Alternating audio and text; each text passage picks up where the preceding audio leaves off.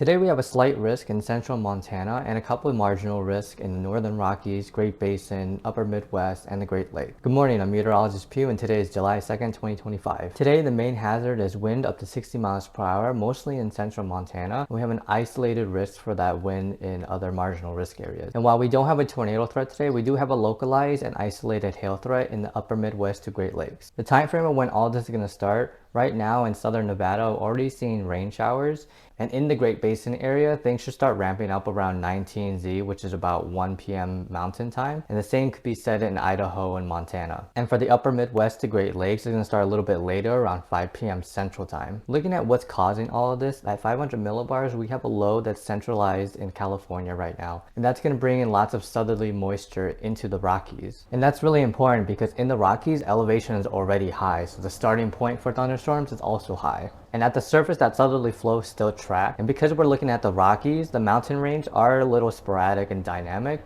And what's going to happen is isolated areas are going to have air that ascends with the terrain.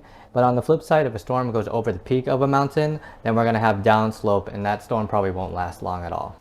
Now, if storms do form in central Montana, that should last a lot longer than other areas because that terrain is not as mountainy. And looking at 500 millibars, they have much better shear, which is going to help tilt the updrafts and help prolong those storms. Now, going to the Midwest and Great Lakes, also at 500 millibars, we can kind of see that there is an embedded shortwave trough going from Ontario to Iowa. And what that basically means is when you have lines of constant pressure expanding out, that opens up upward motion. Looking at the wind speeds at 500 millibars in the upper Midwest and Great Lakes, there does seem to be pretty good shear. And that's going to tilt the updrafts, which is going to enhance the thunderstorms. So in combination with the shortwave, with the promotion of upward motion, these two combined might be enough for small hail to develop. At the surface, we do have a cold frontal boundary that's going to be coming from Canada to the Midwest, and that's going to help uplift the air. Looking at the satellites this morning, there are clear skies in most of the areas that we're looking at, and that's going to bring in more surface heating and more instability.